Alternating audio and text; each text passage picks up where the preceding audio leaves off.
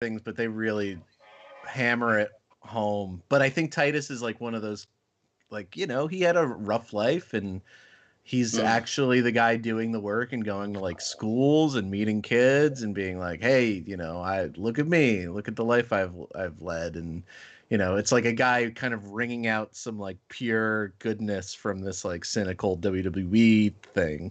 Yeah. And that's great.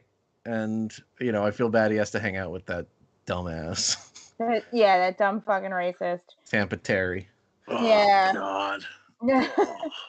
Who is also, I figured this is a good time to do this, who is also probably a Dolezal. Okay. I require elaboration. Hulk Hogan. Now, I'm going to preface all of this with alleged, parody, hypothesis. Alleged. All the words you need to put in front of this.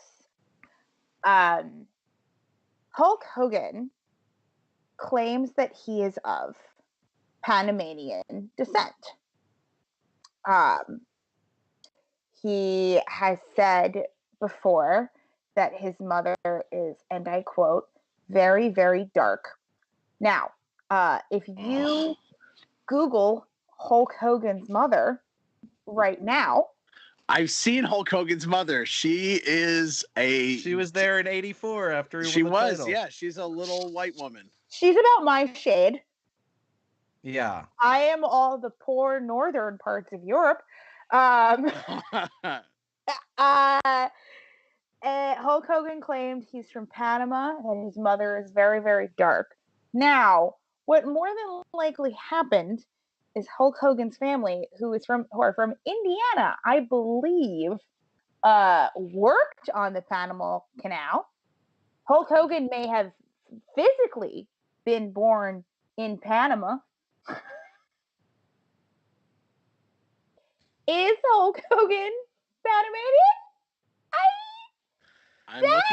I'm looking at his mom. I'm looking at his mother. She does have dark hair. It's definitely, well, it's not that dark. She does have some gray going through it. She was getting older. I've been to Panama. There are like light-skinned Panamanians. Okay, yeah, we can. And like, you know what? This is not the show where we debate the one drop rule. Yeah, no. But we can debate that maybe Hulk Hogan's sincerity about it could be brought into question. What? I actually did not discover this either. My wonderful friend Pilot discovered this, and I asked them, "Can I talk about this? Do you want to like write an article about this?" And they were like, "No, I don't. You can talk about it." But like, I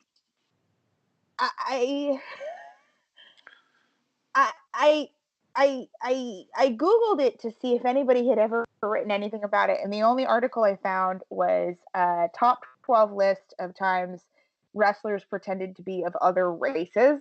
And one of them was that Hulk Hogan, they had him pretend to be Irish instead of, and the framing was that he was forced to deny his heritage as a person of color in order to pretend to be Irish, which is like a really like dark thing.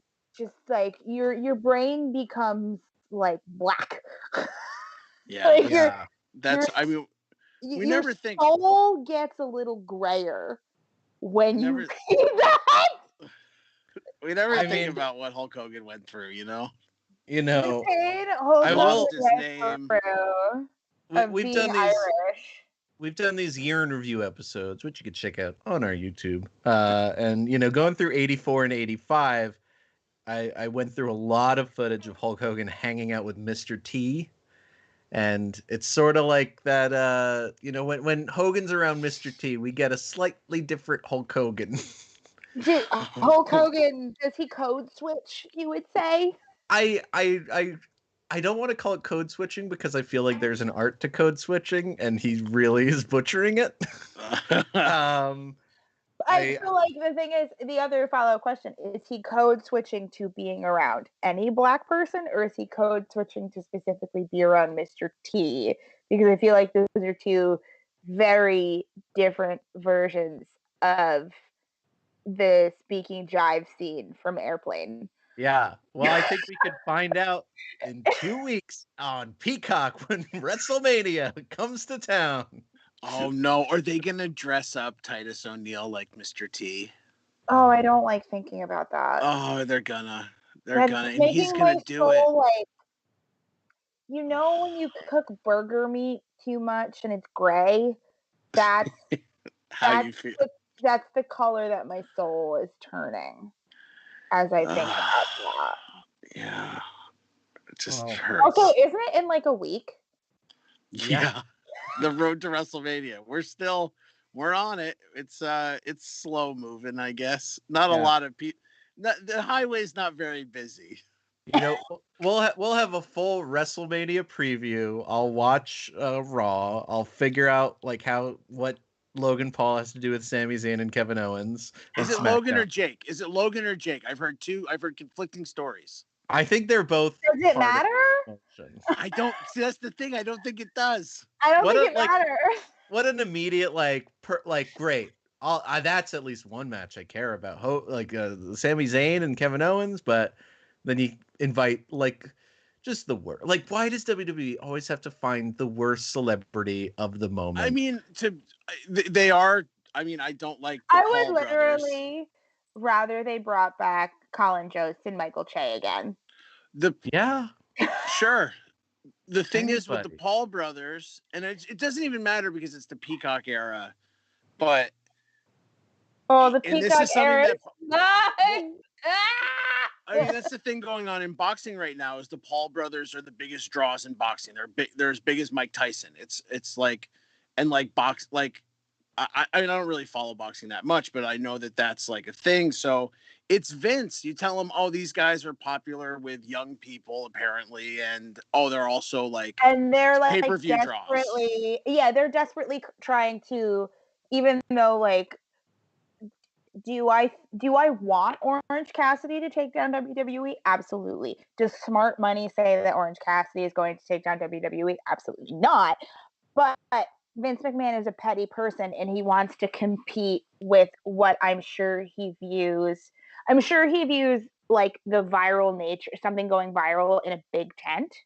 And so like he's told, we need to compete with Orange Cassidy. He's going viral. Okay, what about the viral Paul brothers? That's the same thing. And like it's not the same thing, but that to me is what that booking is.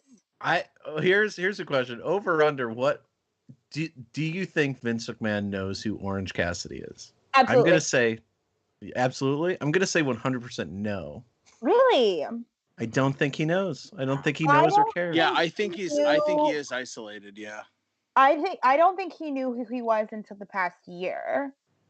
But I do think he knows who he is now because specifically Vince is a petty person and he's very angry at Chris Jericho probably. Maybe, yeah. And OC had the series with Jericho. I know Triple H definitely knows who he is. Oh, 100%. God forbid. William Regal loves Orange Cassidy. Yeah, God forbid AEW falls under and Orange Cassidy gets signed to NXT and gets over and then finds himself on the Raw roster. And then they do, not that I love Riddle, but they do what they're doing to Riddle with Orange Cassidy. Where it's just like puns and like they play Riddle like he's brain dead. Like, oh god, imagine if Matt Riddle went to New Japan and then ended up in AEW instead of being in WWE. He'd be their top 3 baby faces. He would be. Sure. I mean, I do think that there's another big elephant in the room factor to why we are no longer really like on board with Matt Riddle, but that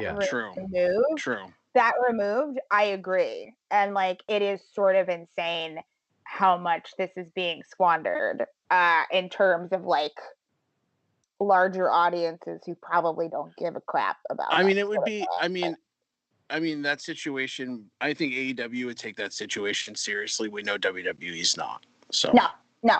You know, Yeah, Velveteen had- Dream's job. I don't know if you saw this, Red. They had a segment on Raw that either was a blooper or the wrong thing or like planned and executed perfectly, but it was just Riddle. He rides a scooter everywhere, and he scoots up to Asuka, who Why is he on a scooter? He should be on a hoverboard if you're going to put him on something. Oh my god! He might be. Give it time. Actually, you know what would be sort of funny is him riding a Vespa, but whatever. Yeah, and Asuka. The thing is, Riddle always goes up to wrestlers, and then wrestlers look at him like he's stupid, and then he scoots away, and he was like, "Oh, what were they talking about, Taryn? Do you remember?" They were talking about his scooter, and Asuka was like, "I want a scooter." And then he was just like, "I don't know what I'm saying," and he starts mumbling. I think he was like, in Japan, I'm looking. So right now I'm on YouTube, and I'm on WWE's YouTube, and that is the one Matt Riddle clip in the last month that was not posted. So I'm guessing that was something that they met. Yeah, I think they just aired the wrong take, which is like, it's so bad. It's worse than Impact. It's Nitro. I just don't think that they do take two. Yeah, I think it was just like they're like, whatever, this fits his character. They don't care. I mean, the Alicia Fox clip where she broke kayfabe, they didn't do a take two, but that was also legitimately live, I think. Yeah, I mean, this could have been legitimately live too, but maybe. Yeah, I think that's what it was. Is that it was legitimately live, even though it doesn't need to be. Wait, does Raw still doesn't have an audience, right? No. In the Best Buy theater. Tape it.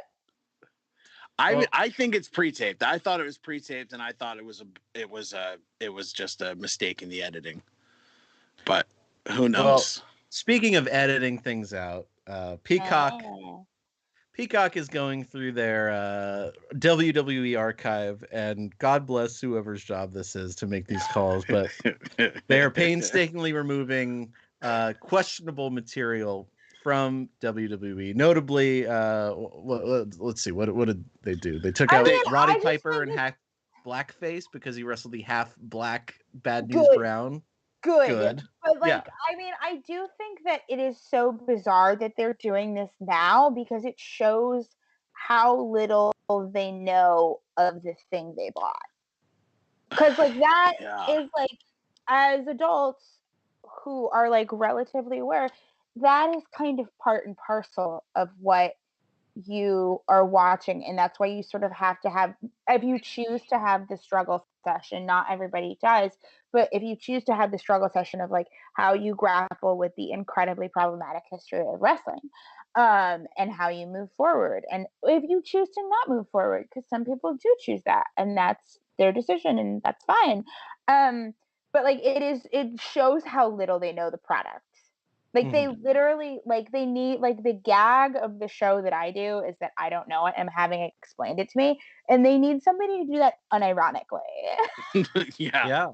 But, I get to pick and choose, and I get to mostly skip the Attitude Era, which is, a little boring in hindsight. And somebody has to go, year by year and be like, okay, is this the year that Ultimate Warrior went on the record as a huge racist? Okay, because it is really insane to think about, because you have to apply that to we won't, but if you truly want to do it fairly, you have to apply it to all entertainment.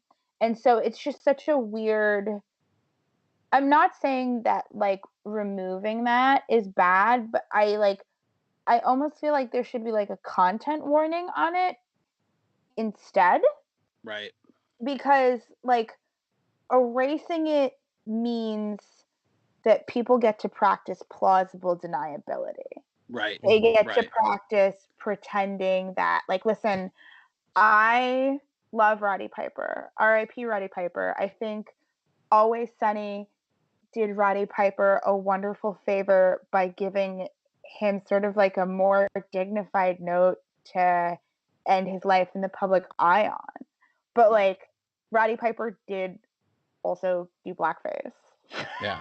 Like, half blackface. So yeah, not only is it and also not only is it a bad idea, it's also completely bizarre. Yeah, it's but he also did, I mean, correct me if I'm wrong, he did also publicly show contrition for it. I think. I mean, that's not the only racist angle Roddy Piper did. Oh yeah, I mean, he got over a lot of racist angles. Well, he got over his original main event run was in Los Angeles, in the Los Angeles territory in the late 1970s against Chavo Guerrero, and he would come out and play La Cucaracha on his bagpipes, and he would just play it. Yeah, it was just 100% racist heat. But that stuff's not on the WWE. That's as far as I know, that's not on the WWE network. That sounds like, especially in compared to just like racist heat, and I'm not saying that to somebody who is hurt by that there's an applicable difference. It's like, but I'm sure it's like also like, well, it's playful racism, sort of like, God love him, my political brother who I link arms with, some of the elements of El Generico. Oh, yeah, of course, which is again, is like a hard struggle session to have because we like him, we root for him. Mm-hmm. He agrees with us on a lot of our takes about international politics. Like I don't think he would. I don't think he would do that gimmick in no. Today. I don't think he. I don't think he would. I have the faith in him that if asked about it, he would do his best to say the right thing. I mean, I don't think he ever even talks about it. He's just like, El Generico went back to Mexico. Yeah. The orphanage, yeah. Yeah.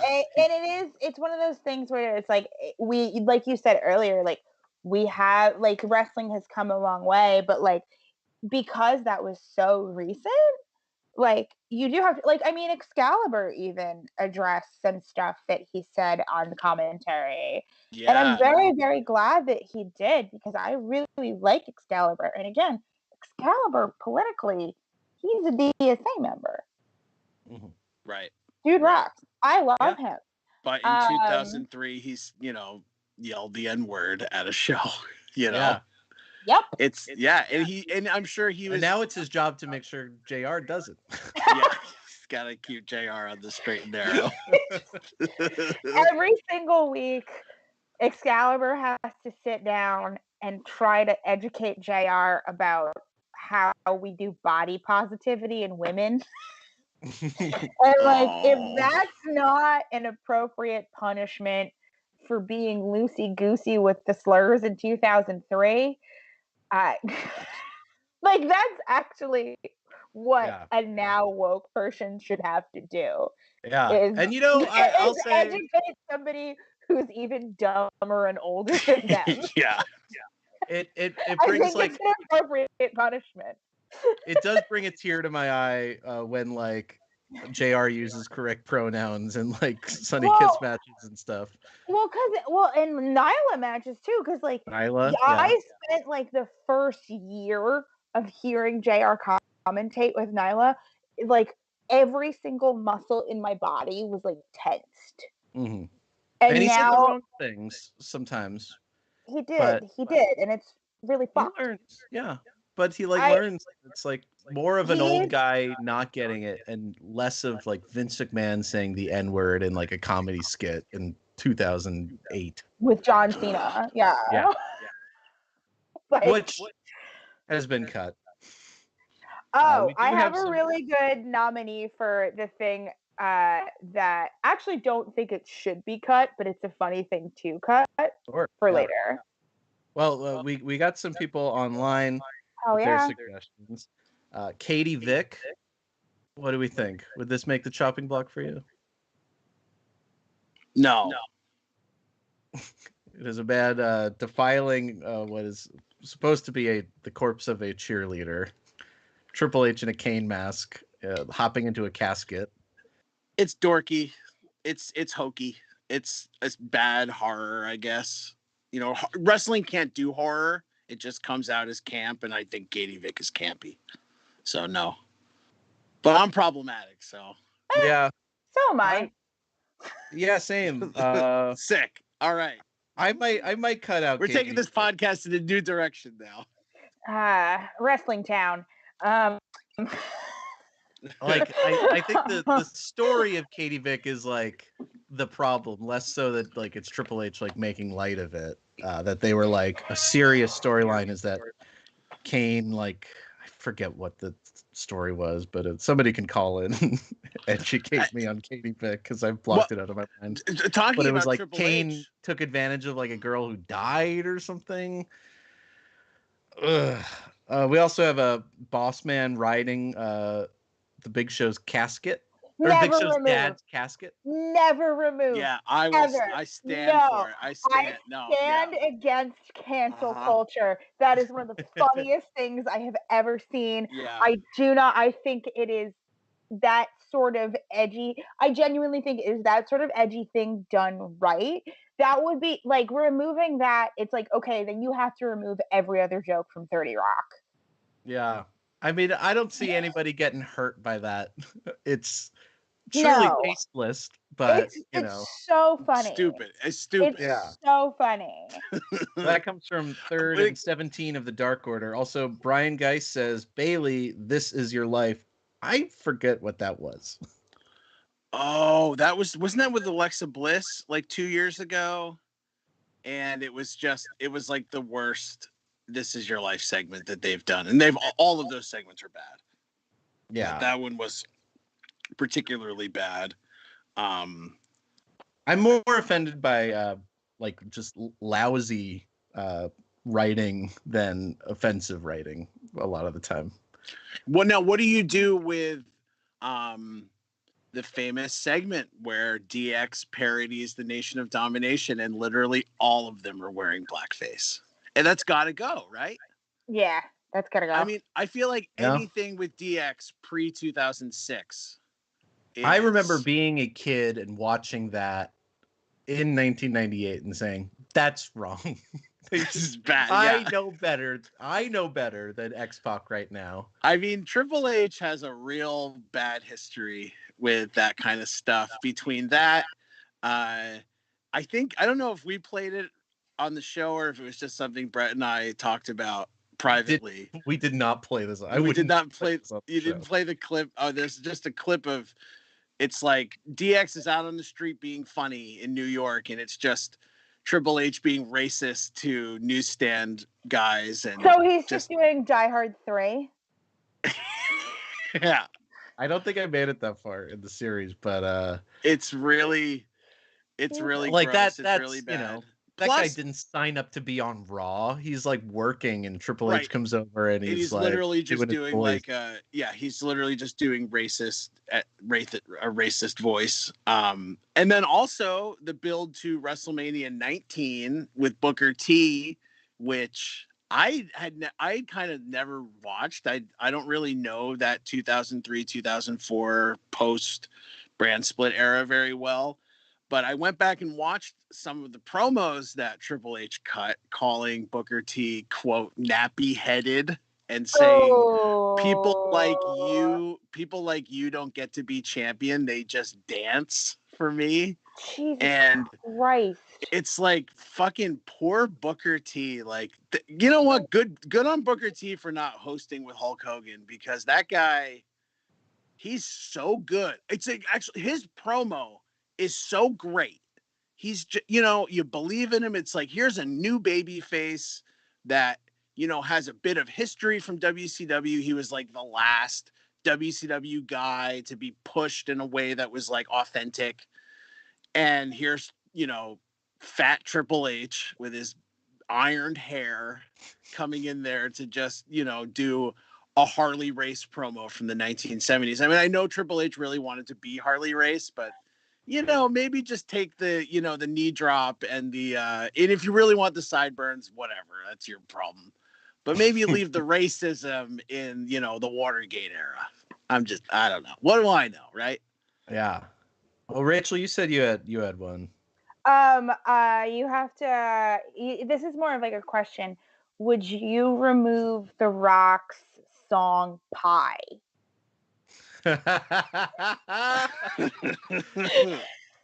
No. Okay. Okay. It's a song. It's music. Is that Well, that's very so not if the people best don't argument. know this, it was on WWF The Music Volume 3. It is a collaboration with the legendary Slick Rick. And I'll say that the song... Do you wonder when Amy Winehouse sang about Slick Rick, was she singing about pie? That could have been her intro. That was certainly my intro to Slick Rick. I'm like, who's this old guy with an eye patch? And then I heard Children's Story a few years later, and I was like, oh, this is the best. But a few movements. One of them is a gospel choir. There's a Genius page for the lyrics. Do you want to read them? No, I don't. I'll go through. I got it. I'll do it. I've been canceled before, so I'm all right. You can only be canceled once. The show gets the song has a racist verse. Well, yeah. So there's a gospel choir, and it's The Rock pontificating about the beautiful pie he loves to eat, poontang pie. Pussy. I think he's talking about poontang pie. Is that not pussy, or is he eating ass? Oh, what it says right here, you can all come kiss The Rock's ass. Oh yes. Oh no, I'm sorry. Yeah, no, the ass eating song would be Salad. I'm not new. Jesus. God. But yeah, so then there's another part where it's Slick Rick and The Rock kind of talking about sort of a storytelling song. Oh no, I'm to the and they go around to his car breaks down, and he goes into a house, and someone's like, try my pie, and then an old lady's like, try my pie. Yeah, he's doing porno setups. That's fine. I will say that if you're listening to this, I want you to pause and go listen to the song. 5, 4, 3, 2, 1, and now you're back and you've listened to the song. I think it's very important. I mean, I don't like to applaud racism, but The Rock really does. He puts all of it in there, Right. He gets so much in there. He covers so many of the tent poles of being racist in this song. I will say, I don't think, according to this translation here on genius.com of the lyrics, I don't think he speaks Chinese quite as well as John Cena. No, he just no. I don't think he does. Yeah. No, it's pretty bad. That is actually I mean, the joke is obviously, would you cancel The Rock's pussy eating song? I think I would have him re-record it a la Taylor Swift and take out the part about the Chinese grandmother. There's also some transphobic language in there. I forgot about that. Oh. Also, somebody. Oh God, this is gross. Wrestling is the. You're on the side of deleting this song now. No, you know what it is. You know what it is.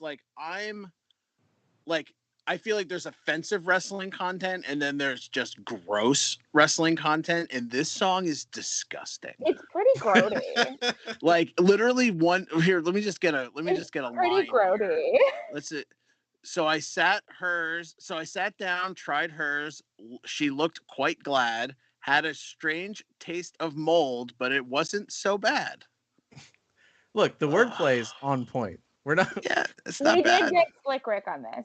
I will say, I would hope with the Stop Asian Hate movement happening now that we have this conversation, and we are in 4 or 5 years or whatever, and we're like, absolutely not, because there are some clips that Darren, you did a lot of research. We'll see. This is the thing, right? We're only talking about WWE stuff.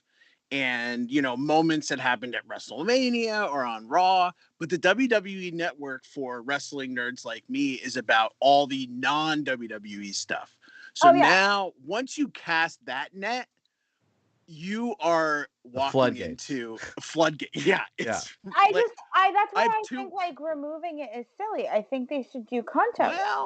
Well, it's just, I have 2 words for you, 3 words for you. Smoky Mountain Wrestling. Okay? Oh, no. Because let's just set the scene. Jim Cornette and Rick Rubin's weird collaboration in Knoxville. in an East Tennessee dungeon. So let's set the scene. We are in what could be an Elks Lodge, a Moose Lodge, maybe a converted barn, somewhere in Kentucky, Tennessee area. And I'm going to guess it's the third match on the show. And Bob Caudle is your announcer. And who comes out but the new mid-card heel in Smoky Mountain Wrestling, the Stormtrooper, who is a masked wrestler with a hand cut out swastika on his chest. He's got the Nazi flag, and he's coming out there and he's getting heat. But it's wrestling, and I mean it's offensive, but it's like, okay, well, he's a heel, right? And that's like the thing in wrestling with the Von Erichs and the Von Brauners and like all these like Nazi heels from 30 years before, and Smoky Mountain Wrestling, which is supposed to be wrestling from the 60s. So, we'll try it out. Who's his opponent going to be? Well, out comes one of the Armstrong brothers, who's portraying a gimmick called Dixie Dynamite, where he is just head to toe in Confederate flags, and the people like him. They don't like the Nazi. They like him. I mean, we all said R.I.P. to Tracy Smothers this year. True. But he was the one. This was a little. I'll say this: 25 years later, I feel like these guys are teaming up. Yeah, absolutely. Why aren't the cops doing anything about the Capitol? Also, if you want to see, this is something else you can look up the Hannah Montana on YouTube. Cyrus thing. Yeah. Another thing, if you want to watch some Stormtrooper matches, there's a few on YouTube, including his match with Super Mario.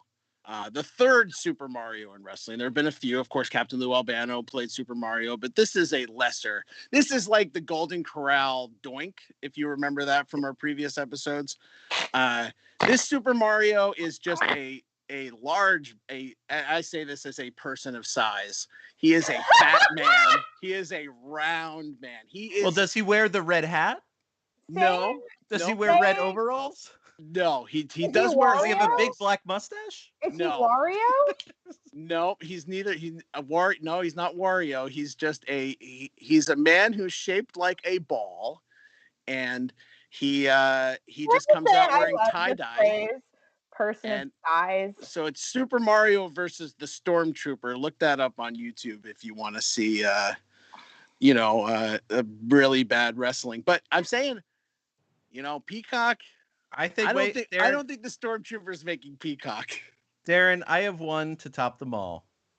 Everybody loves Glow, the Netflix show. Our friend Sunita's on it. It was sadly canceled this year. They never got around to this storyline. And I think this may be the most offensive thing I've ever seen in wrestling. And you think Glow, you think like, oh, it's like campy and silly and like cute and like kind of dorky. But I'm nervous. Man upstairs, Isaiah. Nervous. Can we play a clip of this? With Matilda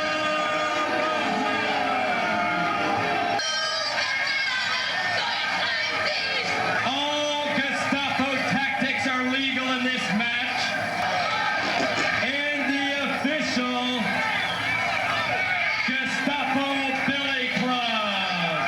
Hollywood's on the outside, trying to put the handcuffs around little Fiji. Little Fiji needs to be rescued. Vine's got a pair of pliers. All of these disgusting acts being delivered under the orders of Matilda the Hun and Aunt Kitty. So, yeah, just in case people are listening and not watching on YouTube, Darren, can you just describe the visual of that? Okay, so we have two women portraying what look like biker style Nazis. They are actually Hollywood and Vine. Oh, okay. Wait, they're Hollywood. Who's Matilda the Hun then?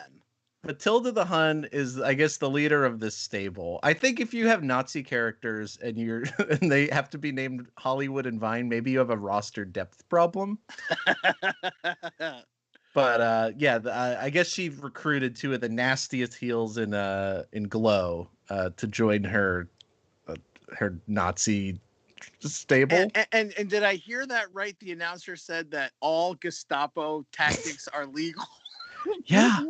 And they just have, I take back what I said about you guys inspiring me to watch wrestling again. Well, I mean, they just have they have Nazi flags. It's like the full. They're doing the arm salute. They're doing it all. Like there's no nuance to this.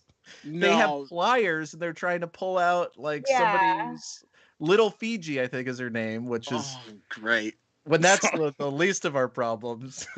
Is this I don't know if this is worse. I mean, we didn't pull the clip of the stormtrooper just because we don't need to get flagged for that kind of stuff on YouTube. I mean, it is just gratuitous swastikas everywhere. Yeah, I have not seen but this I don't know if this is I don't know. I think this is worse than the stormtrooper because the stormtrooper isn't campy. It's just bad.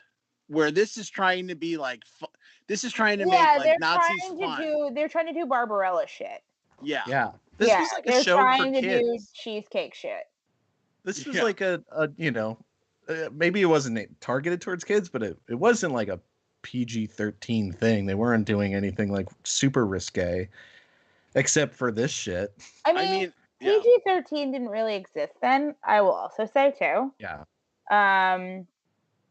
But like I also do think that like all of this shit is for kids, you know.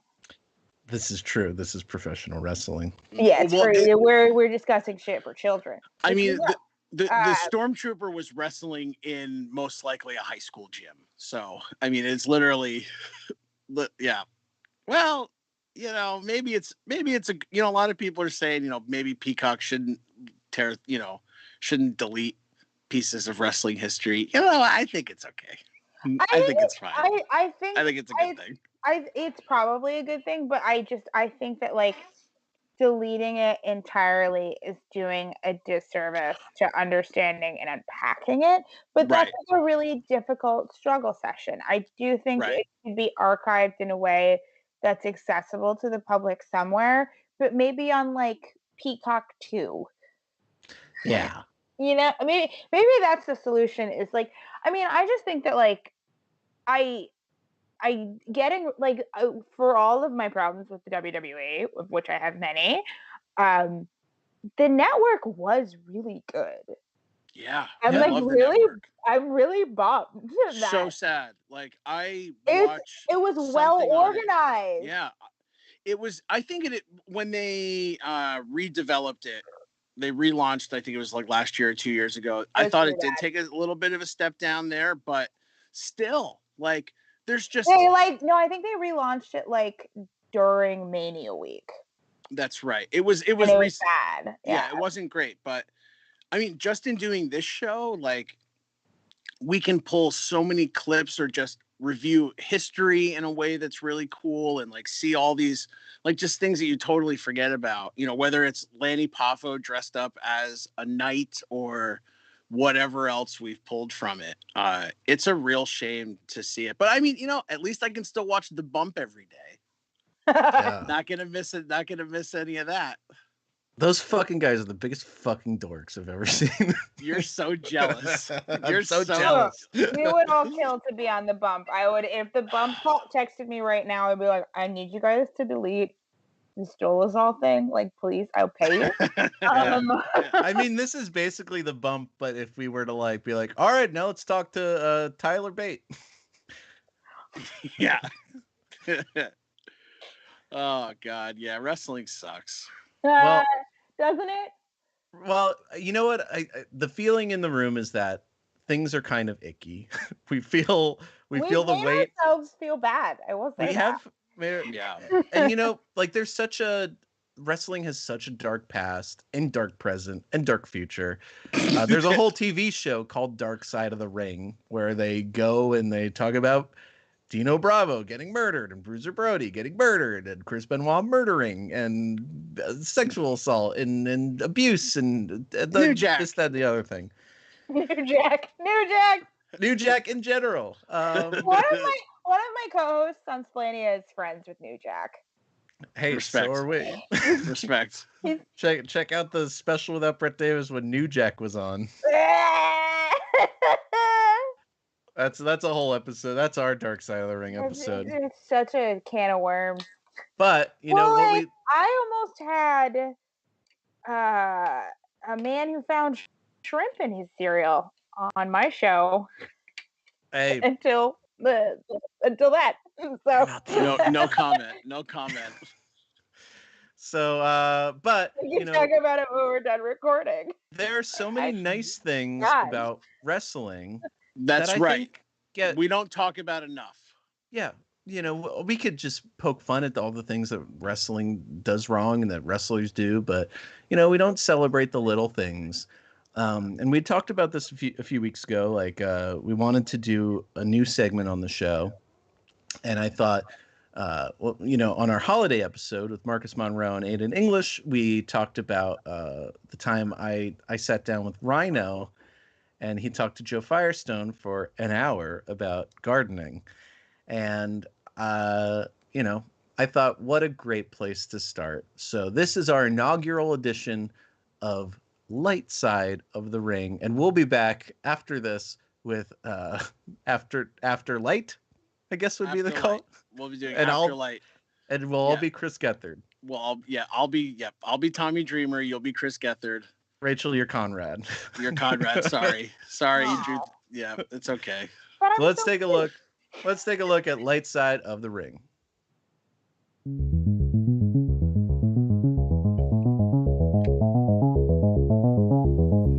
This goes out to the wrestling club with Darren and Brett.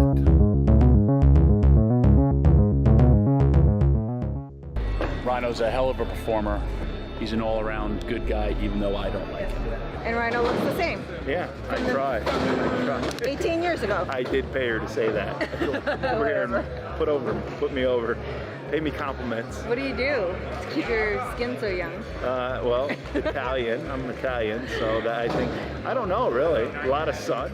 And they do a segment called Light Side of the Ring. I'm gonna go talk to Joe, and then Rhino's there. Okay, this is interesting. I wonder what they're talking about. They were like in the middle of an in-depth conversation about gardening. Yes. He was just talking about like he's got this whole like setup, and you know, like what kind of fertilizer he uses, and like what flowers he has. I guess they want to do a segment on gardening, and it's very well known in my community that I'm a fan of gardening, and amongst some wrestling fans. It's a tight circle that knows this. But I'm a big fan of gardening. Lawn care. Huge fan of lawn care. I'll give you a couple tips. Obviously, your lawn needs to breathe. You can aerate it in the spring or dethatch it in the fall and spring. Usually it's better to dethatch it in the fall. And I'm talking about Michigan, Midwest weather. So if you're out in California, the tips will be different. You have to water your lawn, fertilize your lawn. Weed killer is very important. You have to understand what weeds you have and what is the proper weed killer to use on your lawn. Now, you can overdo weed killer, so be careful. Also fertilize. Fertilize is very important. As far as flowers, you can have your thrillers, your fillers, your spillers. It all depends on what type of landscape. And if you don't have the time nor money, you want something low maintenance. But if you have all the time in the world and money, and the passion, then you can go crazy. So hopefully I've helped you out, and hopefully you enjoyed this, and hopefully we've learned some things. I'm Chris Gethard, and this is After Light here on Wrestling Club. I'm here with Darren Mabey, Rachel Millman, and we just saw Rhino talk about gardening. Wow. What a night. Can't believe it. I learned so much. Fertilizer, that didn't even think about that. I've never cared for a lawn in my life. I appreciated how he brought in the seasonal elements and considered all perspectives. Yeah. as somebody in California, I appreciate the consideration put there because for the first time I do have a lawn to take care of. Well, that was Light Side of the Ring. Rachel, you host WrestleSplania. It's so great.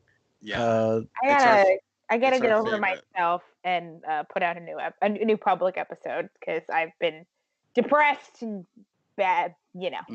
Feel that. Yep. Give me the Aiden English hookup. I would love to interview him. My God. Oh, absolutely. Yeah, we'll do a little talent trade. We did a full episode on him. Really? Yeah, I had I don't know if you're familiar with Grace Spellman. She's very, very into music and musical theater, and I was like, Aiden English is the guy to introduce her to. And we did a full episode about him and Rusev. Well, Miro, but he was Rusev then on Splania. Yeah, I mean, I've had the honor to watch his career from the very nebulous phase when he was Matt Marquis. I love him. He's so great. Yeah, he's a guy that gets everything over. Yeah, he's wonderful. I love him. Yeah, I don't know very if underrated. he wants to be wrestling right now, but there's money on the table. He's a guy. He's like a guy that's kind of low on the radar. But if I'm AEW, he's a guy I pick up because you can put him with anybody. Put him with anybody on that roster in the mid card, and he's going to get the act's going to be more over because he's such a dynamic performer. He seems like such a lovely man. He is a true gentleman. I mean, his mother-in-law is there too, so they can hang that's right. Yeah, maybe that's why he's not. Get at him. Maybe that's why he's taking time away. Well, yeah. Who are some of the other luminaries you had on WrestleSplania? One of your recent guests, we had DC Pearson on. Wonderful. Cool. Mm-hmm. Our first guest that we ever had was a man that Malcolm Bivens knows, and we can't find him anymore, Stokely Hathaway. We had Trent. Yeah, did something happen after the Grammys fight? We haven't found him anymore. But his cousin, who looks so much like him, Malcolm Bivens, has been passing his messages on to him. But we can't find Stokely. We've had Trent Barretto. We have had Chuck Taylor on. I have an interview with Jeff Cobb that I really need to edit. Bryce Remsburg we've had on. A dear. An angel. Mara Wilson, Jake Atlas, Tony Deppen, bunch of great Mara guys. Wilson, co-star of Mr. Nanny. Or no, of Santa with Muscles. Well, wait, is close that right? enough. I don't know. I watched that for the Christmas episode. I do like and hated it Mr. so much. Nanny and clearly meant Mrs. Doubtfire. Well, you know what? I think there was a three-way confusion there. Yeah. Everyone's tired. Our brains are fried. Yeah, we've had a ton of great guests, and I've been really lucky to befriend them. We've had Hangman Page on, Angel from Heaven, just a lot of really great people on. And I need to edit these fucking episodes, and I need somebody to yell at me to do it. We'll yell. We'll yell at you. Please make me feel bad about myself. Rachel! No. Sorry. My poor roommates are asleep. I've woken up my cats so many times during the recording of this. Darren, what are you playing this weekend on WFMU? Oh boy, I have no idea. I'll be on the air overnight, Saturday and the Sunday, 3 to 6 a.m. I don't know what I'm doing yet. I kind of came across all these you might say obscure home tapes from the early 90s and I'm kind of excited about. So I'm going through those, probably play a little of that. You know how it goes. It's WFMU, it's free form. So I'll be on the air 3 to 6 a.m. Saturday and the Sunday. Check it out. And for once, I have a plug.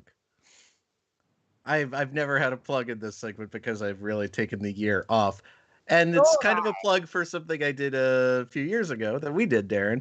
That's right. Planet Scum will be paying tribute to the special without Brett Davis.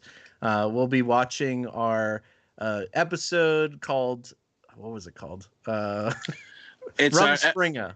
Rumspringa, right? Our episode where our Amish characters come to New York for the first time, and they meet.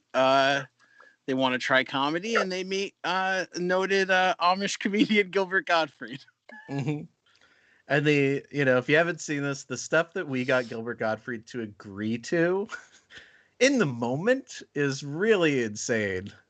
But it's a highlight. It's a real highlight of that show's run. So we'll be watching that and then giving some background info, and you can find that on Planet Scum, which you can find online. Look it up. I think it may be this Saturday, but check your local listings for that. It'll be a fun trip down memory lane for us. I know I haven't watched it since, I've never watched an episode of the special. It's for the best. A lot of them are really bad. It's really bad. Yeah, we did a terrible job. This one's okay though. This one is okay. I really love commiserating with anybody who's created something as well and just been like, yeah, it's dog shit. I don't like. I remember the musical guest for that episode was good though. I'm so sick of watching my own documentary. I never want to watch it again. I'm done. Yeah. Well, if people want to watch that, where can they find it? Lineinthestreet.com. If you care about gerrymandering reform, I made a whole documentary about it with my dad, Bob Millman, and the fight against it in Pennsylvania. But it can apply to any state, and my dad is desperately trying to get it shown in every state to get all states to work on dismantling it. Yeah, it's you and Drew Barrymore are the two filmmakers that have tackled gerrymandering that I know of. Arnold backed ours, which was dope. But he is trying to get it. He's trying to get it like people on board with it in Texas, and he's like, I've got no connections down there, and I'm like, I don't. There's a pandemic, Dad. Yeah. Who's get it to Dustin Rhodes? Get it to who are Texans in wrestling? Cody, I assume then. Yeah, he's Lord George. Oh, he's got that Texas tattoo on his neck. That's not Texas. Is that not Texas? I think it's a symbol for a hate group. It just looks like something that's at a target. It's sort of Texas shaped though. Alley Cat? Keith Lee? That's right. Is from Texas. Keith Lee is from Texas. Terry Funk is from Texas. Miss Tessmacher. Yeah. Let's pray for Terry Funk, the most notable guest on Wrestling Club. Yeah, not sure how he's doing. Our only world champion. Yeah, it's a race. Him and Inoki, we're really pulling for Terry Funk. I think Terry's doing better than Inoki is. Let's hope. Okay. Yeah. But he's a real good soul, which is rare in wrestling, and we hope he feels better. And shout out to Jared from Flannel Graph, who has been, giving him a voice in this crazy new world, and hopefully he could wrestle this decade too, and that's our dream come true. I'll fight him. You put me in the Tokyo Dome. I'll do go some to the chest Double chops. Cross Ranch. Yeah, I'll do some chest chops. Or it could be like White Eagle Hall or whatever. I'll yeah. Oh my God, that's the dream. Terry Funk, I challenge you. Oh my God. Get well soon, so I can kick your ass. Yeah. You're just doing Hot Rod. Am I? Yeah, he needs to get his stepdad Ian McShane well, so he can beat him up. Oh, I miss this era of Roddy, to be honest. Okay. Well, in memory of Roddy, and get well soon of Terry, Darren, take us out. All right. For Brett and Rachel, I'm Darren. We'll be back next Thursday night with a whole new show. With LaToya Ferguson. With LaToya Ferguson. I love her. We'll be talking WrestleMania. Like and subscribe. Leave us a review. You know the deal. We'll be back next week. All right. Bye-bye. Bye.